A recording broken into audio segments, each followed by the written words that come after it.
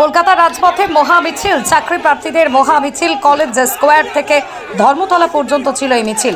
তীব্র প্রতিবাদ জানিয়ে বহু চাকরি প্রার্থীদের আত্মনান। তাদের দাবি, আমরা কবে পাবো এই চাকরি? আসুন দেখে নিই কলকাতার রাজপথ থেকে চাকরি প্রার্থীদের সাথে। প্রজ্যোতি বাগের report, crime press Bengal news.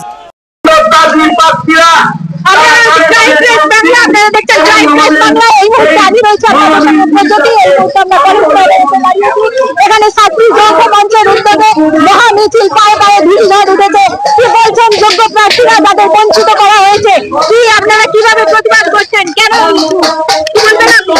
আমরা 2009 সাল থেকে আজকে 2024 সাল 14 বছর অতিক্রান্ত হয়ে 15 বছরে পড়ে গেছে, কিন্তু এখনো পর্যন্ত আমরা যোগ্য বঞ্চিত বেকার চাকরি প্রার্থী যা রাস্তা ঘুরে বেড়াচ্ছে। এখন আইন এমনই পরিস্থিতির জায়গায় চলে গেছে, আইন অন্ধ হয়ে গেছে, আইনের বিচার কারণ অন্ধ হয়ে গেছে। আমরা কোর্টে গেলে কেস আমাদের মেনশন হয় না, একের পর এক ডেট দেয়, হুমকি দেওয়া হয়, আমাদের দিকে তাকানি না ফিরে।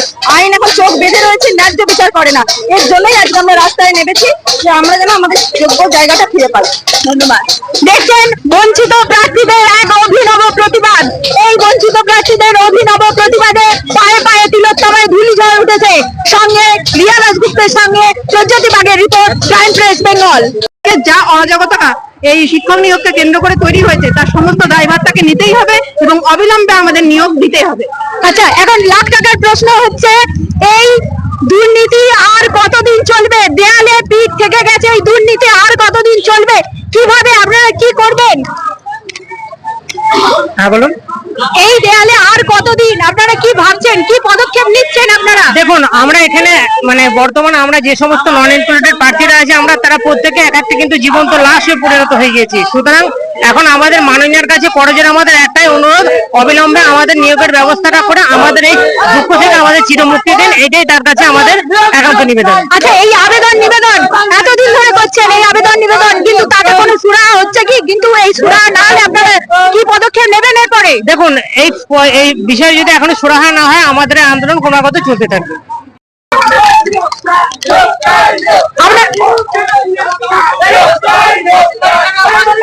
আপনারা দেখছেন অভিনব প্রতিবাদ, আগুন জ্বালিয়ে অভিনব প্রতিবাদ চলছে। এই তিলোত্তমার বুকে ঝড় উঠেছে, যোগ্য বঞ্চিতরা ঝড় তুলে দিয়েছেন।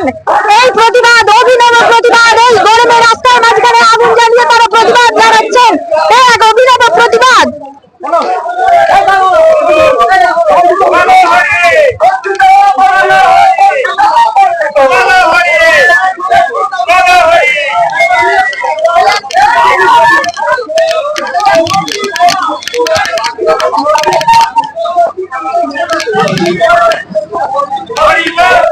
আমার ফোন কই?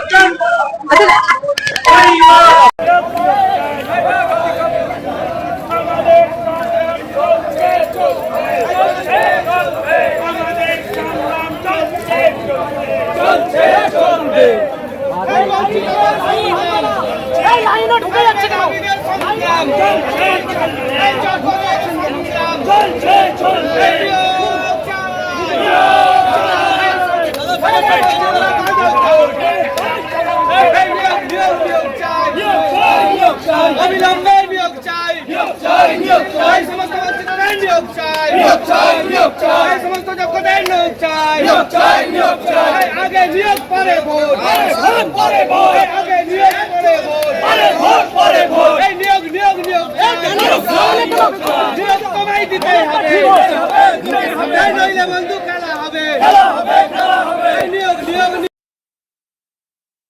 বঞ্চিতদের নিয়োগ চাই, নাগরিকদের নিয়োগ চাই, যোগ্যদের নিয়োগ চাই, আমাদের সংগ্রাম চলবে, বঞ্চিতদের সংগ্রাম চলবে, নাগরিকদের সংগ্রাম চলবে, আমার সংগ্রাম চলবে, আমাদের সংগ্রাম চলবে, তাদের সংগ্রাম চলবে, আমাদের সংগ্রাম চলবে। নমস্কার, আপনারা দেখছেন ক্রাইম প্রেস বেঙ্গল, আর আমি এই মুহূর্তে আপনাদের সঙ্গে রয়েছি প্রজ্যোতি। এই সময় আমরা মহানগরী তিলোত্তমায় পায়ে পায়ে ধূলিঝড় উঠে গেছে, সেখানে আমরা দেখতে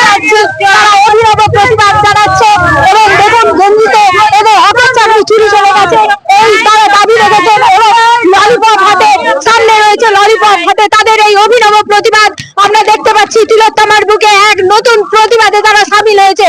আমরা জেনে নেব তাদের কি দাবি রয়েছে। এই যে শিক্ষা ব্যবস্থার বেহাল দশা, যুব সমাজ আজ হতাশাগ্রস্ত হয়ে নেশায় ডুবে যাচ্ছে, কি বলবেন এই বিষয়ে আপনারা? আচ্ছা, আজকের দিনে দাঁড়িয়ে যদি আমরা স্কুলগুলোর দিকে, প্রাইমারি থেকে একদম উচ্চ মাধ্যমিক স্কুলগুলোর দিকে যদি তাকাই, তাহলে দেখা যাবে যে বেশিরভাগ স্কুলে যোগ্য টিচার নেই। যারাও আছে তারা টাকার বিনিময়ে তাদেরকে নিয়োগ করা হয়েছে। তাদের মধ্যে ন্যূনতম শিক্ষা নেই, যে শিক্ষার মাধ্যম দিয়ে তারা আমাদের ভবিষ্যৎ প্রজন্মকে সঠিক শিক্ষাটা দিতে পারে। তো আমরাও যেরকম শিক্ষিত বেকার, আমাদেরকে বঞ্চিত করে আমাদের জায়গায় অযোগ্য শিক্ষকদের স্কুলে রিক্রুট করা হয়েছে। আমাদের মুখ্যমন্ত্রী 2020 সালের 11ই নভেম্বর তিনি প্রেস কনফারেন্স করে ঘোষণা করেছিলেন যে প্রাইমারি 2014 সমস্ত টেট পাস ক্যান্ডিডেটদেরকে নিয়োগ দেওয়া হবে। কিন্তু আজকে 3 বছর অতিক্রান্ত হয়ে যাওয়ার পরেও আমরা কিন্তু সেই নিয়োগ পাইনি। তিনি শুধুমাত্র আমাদের এই যে চাকরি পাওয়ার খিদে, এই চাকরি পাওয়ার খিদেটাকে তিনি শুধুমাত্র তার নির্বাচনী প্রচারের অংশ হিসাবে ব্যবহার করেছেন। আজকে আবার একটা নির্বাচন চলে এসেছে, তিনি আবার আমাদেরকে শুধুমাত্র ব্যবহার করে তিনি ভোটের এই বৈতরণীটা পার হতে চাইছেন। কিন্তু আমরা এইরকম ভাবে বঞ্চিত হতে হতে 3 বছর অতিক্রান্ত করে ফেলেছি, কিন্তু এখনো পর্যন্ত আমাদের যে নিয়োগ দেওয়ার কথা ছিল এখনো পর্যন্ত তিনি দেননি। উল্টে তিনি বিভিন্ন বিচারপতিদের এবং আইনের ব্যবস্থা, আইনকে দেখিয়ে দিচ্ছেন যে যার জন্য তিনি নাকি নিয়োগটা দিতে পারেননি। কিন্তু আমাদের এই নিয়োগের কথা দেওয়া ছিল 3 বছর আগে। তাহলে সেই বছর তো এই সময় তো কোনো আইনি জটিলতা ছিল না, তাহলে সেই সময় থেকে নিয়োগ আজ পর্যন্ত কেন আটকে আছে? এর পেছনে তিনি নিশ্চয়ই সমস্তটা জানেন। তার শিক্ষা দপ্তরের সমস্ত মন্ত্রীরা আজকে জেলে গেছেন, কেন গেছেন? তাহলে তার দায় তাকে নিতেই হবে, কারণ তিনি হচ্ছেন আমাদের। আপনি ফিরিয়ে দিন, আমাদের যোগ্যদের ফিরিয়ে দিন। লক্ষ্মীর ভাতা নয়, আমাদের মায়েরা ভাতা চায় না, লক্ষ্মীর ভান্ডার চায় না। লক্ষ্মীর ভান্ডার যদি দিতেই হয় দিন, আমাদের লক্ষ্মীর ভান্ডার নিয়ে কোনো আপত্তি নেই। আমরা আমাদের চাকরিটা চাই, যোগ্যতা চাকরি চাই, আমরা যোগ্যতা চাকরিটা চাই। আমাদের ভাতা নয়, চাকরি চাই। যে চাকরিগুলো ধন্যবাদ। আচ্ছা, আমরা কিছুদিন আগে দেখেছি যে আমরেলা বানন ভুল বলা মেয়েটিকে আমরা অনেকবার ব্যঙ্গ করেছি। আপামর পশ্চিমবঙ্গের গোটা বাঙালি এই করেছে, কিন্তু বঞ্চিতরা আজ রাস্তায় বলেই কি শিক্ষা ব্যবস্থার এই বেহাল দশা, কি বলবেন আপনি? দেখুন, টাকার বিনিময়ে যদি রিক্রুট হয় তাহলে তো এমনটাই হবে। আজকে আমরেলা বানান বিকৃত হয়েছে, দুদিন পরে তো স্কুল বানানটাই ভুল বলবে বা এডুকেশন বানানটাই ভুল বলবে। আমরা শুধু আমরেলা বানানের কথা কেন বলবো? কিছুদিন আগে আমরা বাঁকুড়াতেও দেখেছি একজন মাস্টারমশাই, উনি হয়তো কিভাবে পেয়েছিলেন জানি না, সামান্য ক্লাস 2 এর বিয়োগ যোগ বিয়োগ এগুলো করতে পারছিলেন এবং ওনার ক্লাসেরই একটা ছোট ছাত্র সেটা সলভ করতে পেরেছিলেন। তো মুখ্যমন্ত্রী ভেবে দেখা উচিত যে উনি এই টাকা নিয়ে কাদেরকে রিক্রুট করেছেন এবং ভবিষ্যৎ প্রজন্মকে উনি কিভাবে তৈরি করার জন্য কাদেরকে স্কুলে পাঠিয়েছেন টাকার বিনিময়ে। উনি তো এই ব্যাপারে নির্বাক থেকেই গেছেন। অন্তত এবার সময় এসেছে উনি এইবার অন্তত কোনো পদক্ষেপ নিন। আচ্ছা, ধন্যবাদ। আচ্ছা, সব দুর্নীতি, সব নিয়োগ দুর্নীতি এখন দেখা যাচ্ছে আইনের বেড়াজালে জড়িয়ে দেওয়া হচ্ছে। তাহলে এই আইনের বেড়াজালে জড়িয়ে দিয়ে কি বঞ্চিতদের, যোগ্য বঞ্চিতদের বঞ্চিত করে রাখা হচ্ছে? কি বলছে দেখবো। আর এই তিলোত্তমার বুকে এরা ঝড় তুলতে, প্রতিবাদের ঝড় তুলতে এসেছে। এরা প্রতিবাদ করছে, পরাজয় মানবে না, দুর্বলতায় বাঁচতে শুধু জানবে না। দেখতে থাকবো এই দুর্নীতির অন্ধকার থেকে কি আলো রেখা ফুটে উঠবে। ক্যামেরায় রিয়া সঙ্গে আমি প্রজ্যোতি, প্রাইম প্রেস বেঙ্গল।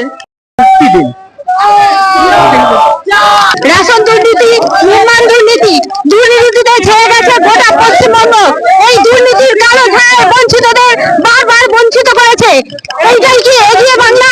দুর্নীতিতে এগিয়ে বাংলা, কি বলবেন আপনি? দেখুন, আপনারা তো সবাই দেখতে পাচ্ছেন আমাদের বাংলা কতটা এগিয়ে। আজকের আমরা 2014 সাল থেকে ভোগ করছি। আমাদের নিজস্ব চাকরিগুলোকে টাকার বিনিময়ে বিক্রি করা হয়েছে। সেই বিকৃত চাকরিগুলো লক্ষ লক্ষ টাকার বিনিময়ে যেগুলো বিক্রি করেছে সেগুলো আমরা আমাদের নিজস্ব চাকরি ফিরে পেতে চাই। তাই দিদিকে আমরা অনুরোধ করব যে আপনি আমাদের দিকে নজর দিন, 2014 টেট পাসদের দিকে নজর দিন,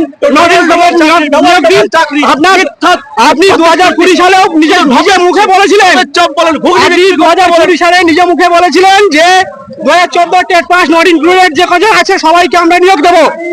কিন্তু ওনার প্রতিশ্রুতিটা শুধু প্রতিশ্রুতি থেকে গেছে। ভোটের আগে উনি বলেছিলেন, আবার ভোট এসেছে উনি আবার চাকরির কথা বলেছেন, ডবল চাকরির কথা বলেছেন।